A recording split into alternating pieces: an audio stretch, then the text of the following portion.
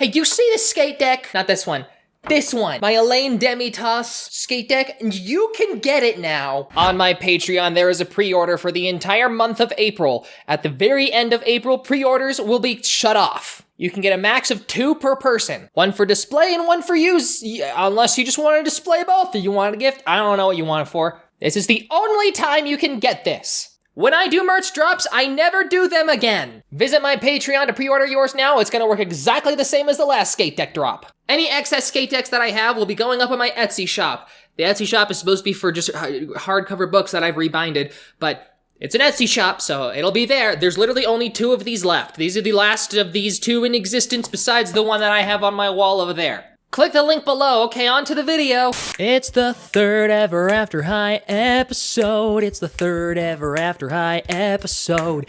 If you haven't subscribed yet, why haven't you? I talked about the dolls, but what about the books? Did you know there was a whole book series? If you didn't, don't worry, your childhood isn't dead yet. Shannon Hale is the author of several kids' books: Princess Academy, Diana, Princess of the Amazons, Amethyst, Princess of Gem World. She writes a lot about princesses. As you may have guessed, this wonderful human being is also the person who wrote the Ever After High mainline novels. Now there's 4 mainline novels in total: The Storybook of Legends, The Unfairest of Them All, Wonderlandful World, and Once Upon a Time. Okay, Once Upon a Time isn't technically a mainline book, it's a collection of short stories. More of a prequel book than anything else, but like, technically you can skip it, but I argue that you shouldn't. The reason being is that it talks about everything that happened before Legacy Day. You get to hear about their home and their parents and their home life. It's really interesting. Like, it touches on things that the show never touched on. Technically everything in this book were once free mini stories that were available on Amazon for Kindle, that of which you can no longer find anymore, but I was reading them when I was in high school. And now you can only get these in the Once Upon a Time book, and I don't know why I don't have it. I thought I ordered all the books back for this video to get footage for and also reread them. I didn't grab this one. Don't know how I missed it. Circling back to the actual main 3 books. The first book was released the same year Ever After High started, meaning Shannon Hale either wrote that book in only a couple months, which technically is possible, or the far more likely answer is that Shannon Hale was given the notes and the general story beats and was told, hey, make a book out of this. And she was like, okay, cool. And she did. I'm putting my money on that, the second one. And because of that, the books don't quite align with all the events that happen in the show or the webisodes. But don't be fooled! You might be thinking, ew, why would I want to read it then? Because it's really good. I love these books. It expands the world in ways that the show doesn't, and not only that, but it also introduces characters that aren't in the show. It still does follow the same general story beats of the show. I'm pretty sure Shannon Hale was given like a breakdown of what they plan to do, but there's a lot fleshed out in between. Other than that, there's these smaller one-shot books that are written by Suzanne Selfers, and these are also fun to read, but they don't really contribute much to the world that you'd like hope for. Imagine these as like standalone episodes. You know, if you're craving more episodes of Ever After High and you haven't read the books, technically these are like just an episode that you have to read. There are other books in the series. Some are worth grabbing, like The Secret Diary of Raven and Applewhite and The Evil Queen, but others are just sticker books and books that you doodle in, so they're not really worth grabbing. Not only that, but we also got The Legends of Shadow High. Wait a minute. This book was released in 2017. This is a crossover with Monster High and Ever After High. Frankie and Draculaura are transported to the world of Ever After High, and the Evil Queen escaped her mirror prison again and is instead going to Shadow High in search for power. And so they all gotta work together to stop her. A lot of people didn't actually realize this book existed because it came out so late in the lifespan of Ever After High. But once again, it just goes to show you, you should be reading more. You should also be visiting the kids section sometimes. Kids books also have good stories. They're just easier to read. Anyway, now it's time for us to jump into Dragon Games and Epic Winter. Raven now has super cool evil magic without the downsides of evil so far. And now Raven has control of her powers. Now we have the strange, uncomfortable question of what's going to happen now that the Royals versus Rebels are friends. We start with Raven going to the mirror that magically holds her mom to visit her, which is apparently a thing that happens. You know, what is the legal ramifications of locking someone up without the jurisdiction to do so? Is there like a police system in this world? Wait, yeah, there is a police system in this world. We've seen them. I get that she's a villain, but still, that's Raven's mom. She didn't even know what happened to her. That's a little messed up. Okay, overlooking the glaring issues with their legal system, the Evil Queen wants Raven to join her in her super evil quest for evilness. If we get to see Raven's mom, we gotta see Apple's mom, the Snow White. And also, she's a satellite mom that's super strict and is a business tycoon. And this makes sense. She's desperate to protect their happily ever after for her daughter. And so that stress must have gotten to her. That kind of parenting that goes too far for all the right reasons. I love how Apple and Raven have common ground, but their moms are pressuring them into being someone else. Also, the Evil Queen takes full advantage of Apple being stressed and confused. Also, if the Evil Queen could just whisk someone to where she's trapped, why didn't she do this before? Now we're getting plot holes everywhere. I am not afraid. I will do whatever it takes. And my destiny is mine!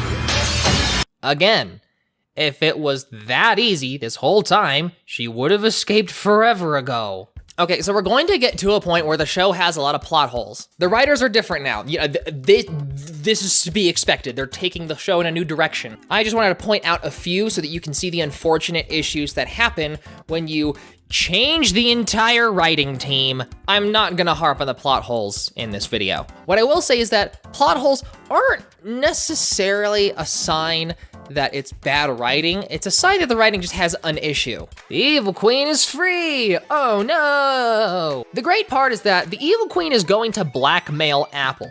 If she doesn't do what she wants, then she'll tell everyone that Apple released the Evil Queen and get her in trouble, and decides to infiltrate the school as a student. Oh man, the Dragon Center. Have you ever heard of these super dangerous dragon games? Man, wouldn't it be awesome if we start the dragon games again? That'd be pretty wicked. Oh man, there just so happens to be a bunch of new dragon eggs. Now everyone can have a dragon. What a convenience. I can't imagine how awful stable duty has to be for dragons. Wow, Snow White comes over to the high school. I wonder if she's privy to the Evil Queen's plans. And gosh, she wants the dragon games to start again. What a shocker. We get armor fashion, yes! Okay, this special is amazing now. I want that, I want them all. I want to walk around Target with armor. Snow White straight up calls out the Evil Queen in front of everyone. Gosh, she's ballsy. Respect. So now everyone knows the Evil Queen is free. That lasted one whole episode. Yay! The Evil Queen's here! Said no one ever! For some reason, they want to relive their old high school glory, so the Evil Queen gets a temporary pardon so that she can play in the dragon games. Typical. People getting special treatment just because they're good at sports. Good thing it doesn't happen in real life. What I love about this is that this is a great display of bad parenting in two different ways. Apple's mom wants her daughter to have everything she needs, so much so that she's willing to push her to do whatever her mom tells her. Being too obedient is bad. And Raven's mom doesn't want her daughter to have agency and just wants her to do what she says. Not for her daughter's best interest, but because she's selfish. Kids are people with their own separate wants from my own? Huh? This is all a distraction. Find me Snow's magical mirror. Of course Fabelle is working for her. Oh, of course, she just leaves her special mirror in her bag, unguarded. How convenient. And of course, Daring has several dozen copies of nearly identical mirrors.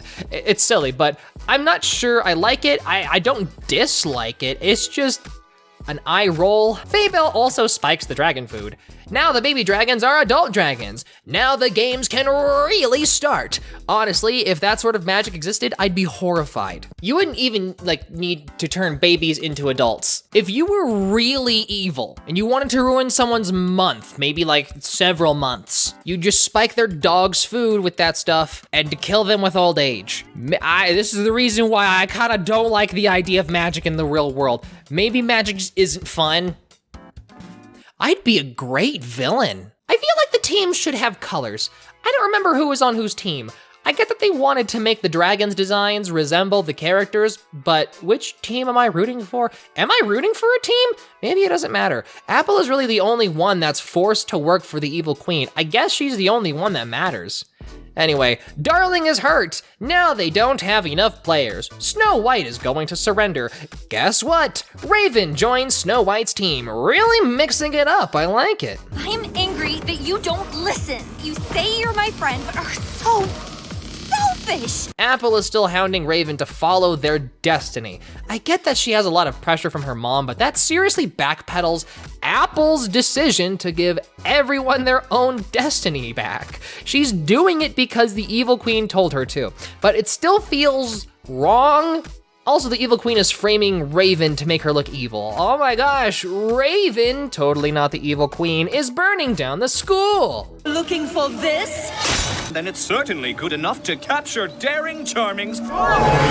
Well, that is a massive design flaw. Apple accidentally tells Raven that she released the evil queen. You know, I think the issue with this story is that Apple's motivation and character seriously just backpedals in this special. That's the biggest flaw with dragon games. Also, the whole school faculty was turned into small animals. Now the evil queen controls the school. Thankfully, her friends are still cool with Raven, so she agrees to help her. Oh, wow, Faybelle overhears. I'm so surprised. What do? The pixies protect the enchanted forest. I think I know where they started working on their Enchantimals toy line. Everything went wrong. This is not how I thought high school would be. It's not? I thought it was normal for high school to be a soul-sucking, miserable, deplorable, unfair, unexciting, personality-wiping, rage-inducing experience. The queen yeets Apple out the window. She's planning on Apple finding Raven and poisoning Apple. Apple finds where Raven has been hiding out. I was selfish. Your mom hasn't changed. I had. I believe we can all have our happily ever afters, but not until we stop your mom. Faybelle plants the poison apple. Apple bites the apple. Evil powers of evil begin to evil. Apple passes out. So now she's down for the count. To a place where nobody has even heard of the evil queen. I don't think there is such a place, unless maybe wherever monsters come from or something. But who ever heard of a Monster High? Gosh, maybe a crossover would be a great idea. Only the right kiss will set her free. Daring. Free daring. Hey, that's convenient. But also, isn't Daring her brother? No, wait, they have different last names. Wait, who did Snow White marry? The wiki just says she's the daughter of Snow White and her king. Well, that doesn't help, but at least there's no incest. Daring kisses Apple, and nothing happens. Raven sucks up to her mom and totally joins forces for sure. Faybelle gets upset since she did all the grunt work and isn't getting any recognition. And also, she sees past Raven's plan. Darling, what are you... Gay!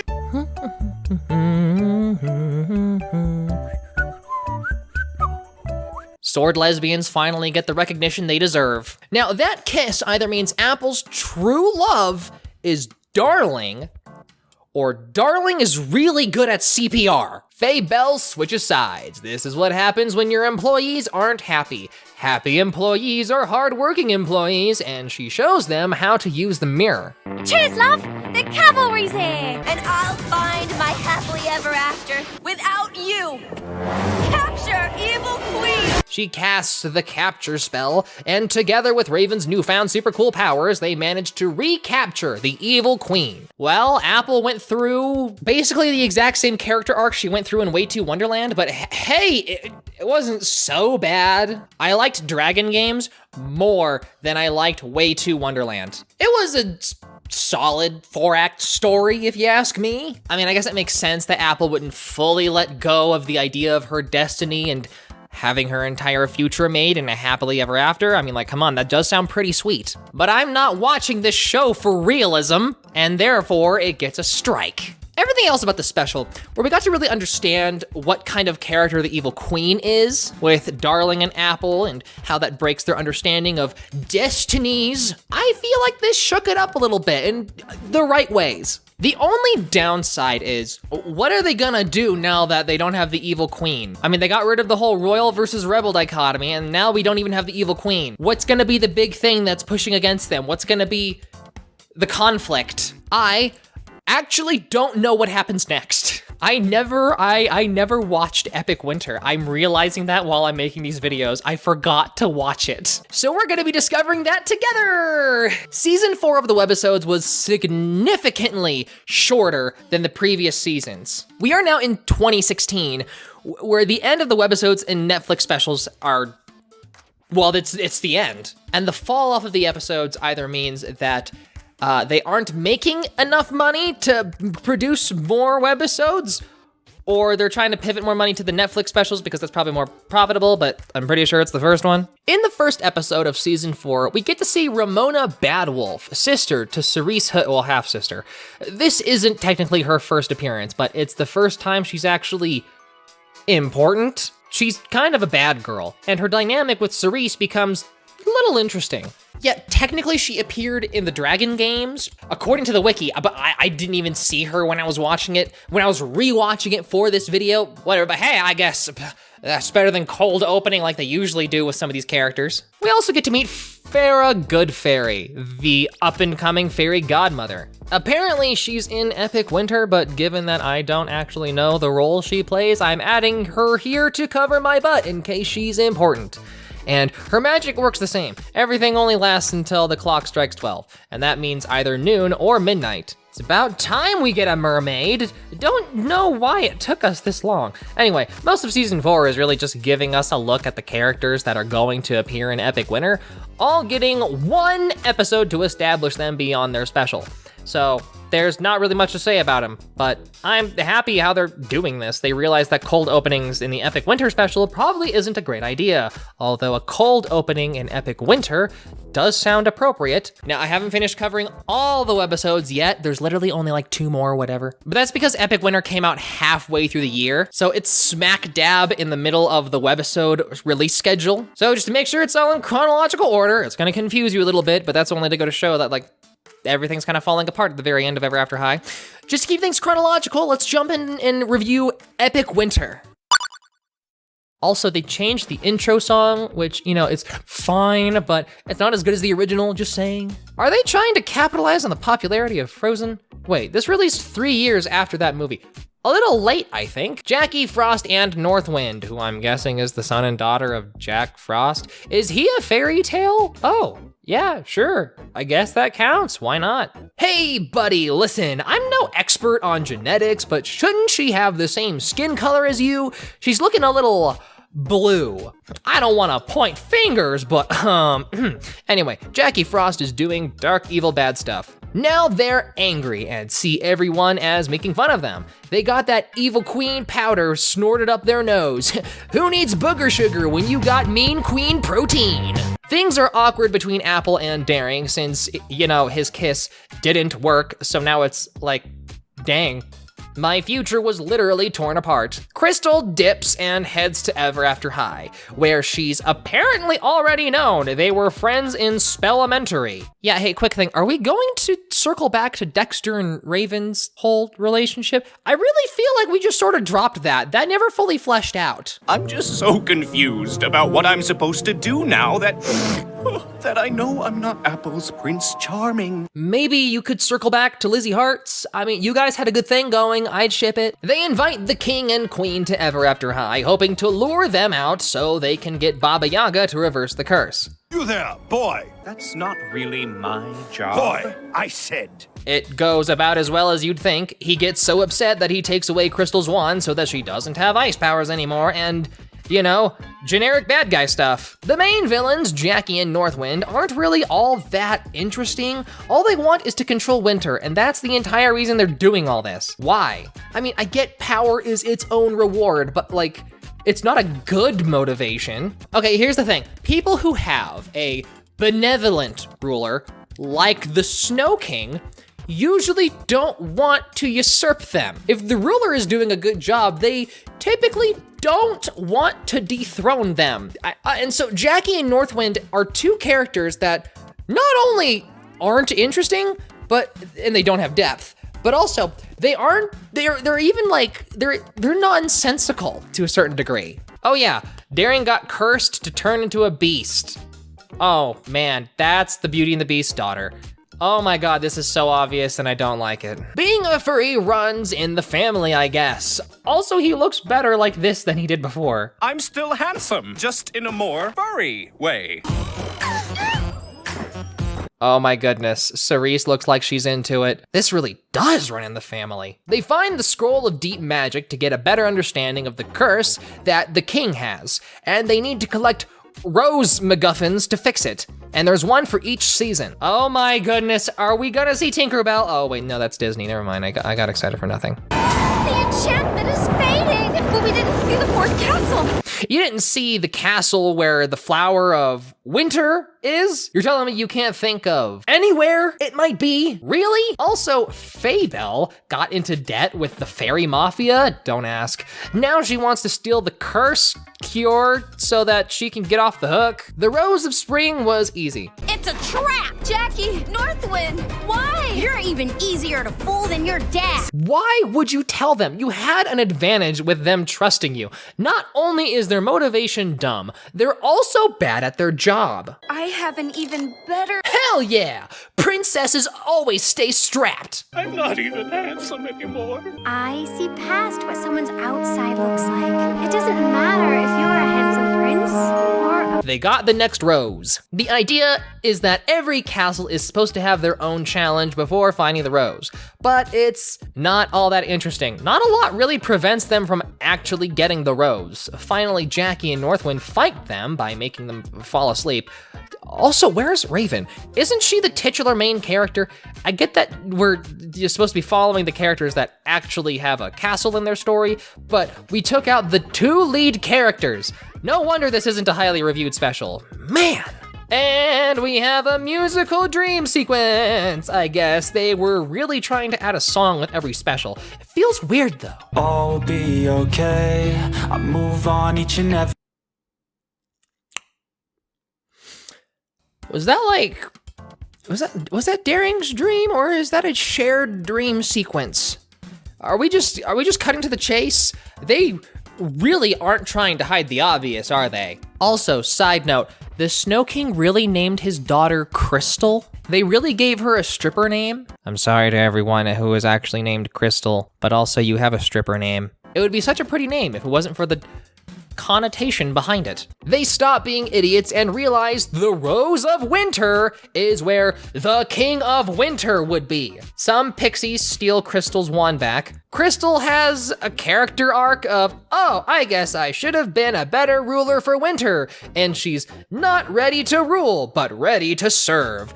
Problem is, it's a little hollow when they never really established that she was selfish like that. We found out she existed in this special, and everyone agreed she was a cool person, pun intended. So I don't really buy this character arc. It doesn't feel real.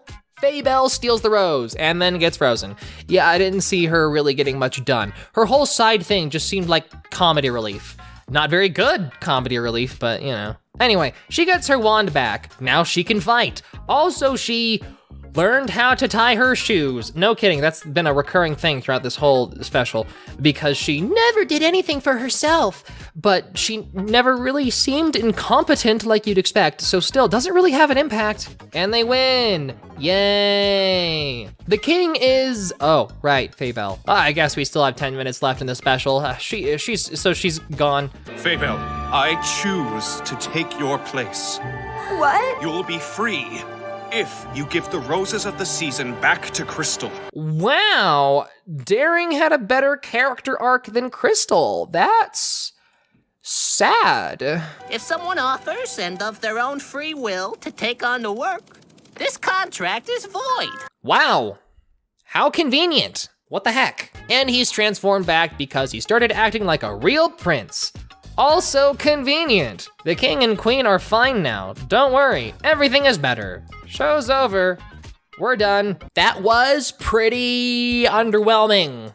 That was a pretty underwhelming ending to Ever After High. I mean, it wasn't supposed to end there. I mean, I get it, but you know, they shelved the franchise. It's not canceled, but we're not doing anything with it anymore. Sounds like it's canceled to me. Epic Winter was not so epic. The character arcs didn't land. The adventure wasn't engaging, and it was all just very mediocre. Now that they don't have the rebel versus royal dichotomy or the evil queen, Ever After High completely lost its direction. It ended with a whimper and not a bang. For some reason, apparently the episode with Ramona arriving to school released after they already introduced her, like, I don't know what happened. And this is the last episode they released, finally expanding on the whole secret of Cerise Hood and adding the bad girl Ramona, which showed a lot of promise. Ever After High ended when people started switching to Disney Descendants merchandise. And not only that, but their dolls were getting lower and lower quality as the years went on, as I covered in the previous episode, making them far less desirable for fans. No one wanted the dolls because they looked garbage. And also, Mattel pulled the rug on the animation. Now, I haven't found evidence of this, but according to rumor, Mattel completely stopped responding to Guru, the Toronto animation studio that was making the webisodes. However, I find that hard to believe given that there really isn't any evidence of this other than a random Reddit post, and Guru still advertises that they made Ever After High. So, you know, don't just go believing what you read on Reddit all the time without checking the sources. But not only that, but apparently, the Ever After High wiki also says that Mattel abruptly ceased communication, but also doesn't have a source. I can't find an interview of this happening. Someone on Twitter asked Mattel why they canceled Ever After High, and Mattel said, it's not canceled, promising announcements in 2018, which never happened. But we did see a Monster High reboot. And so there is hope, nothing's been confirmed yet, there is hope that Ever After High may get rebooted as well. Some people are horrified by that because some people don't like the reboot of Monster High. I like the reboot of Monster High just fine. It's not the same, don't get me wrong. It's not the Monster High I wanted, but it's a Monster High, so I'm happy. And you know that if Ever After High gets rebooted, I'll be covering it with rampant fervosity. If you watched all 3 of my deep dive videos, comment rampant fervosity in the comment section below. I don't even know if fervosity is actually a word. I hope you enjoyed this deep dive into Ever After High. I really hope Ever After High finds another audience, whether that be through my videos or through the reboot. And even though I am upset at Mattel, I do legitimately love Ever High with a burning passion. So, if there's a reboot coming, you know, let me know. Maybe we can scratch each other's backs. You know, I'm willing to let things be water under the bridge. Just saying. I hope you enjoyed this video. Stay beautiful and keep playing.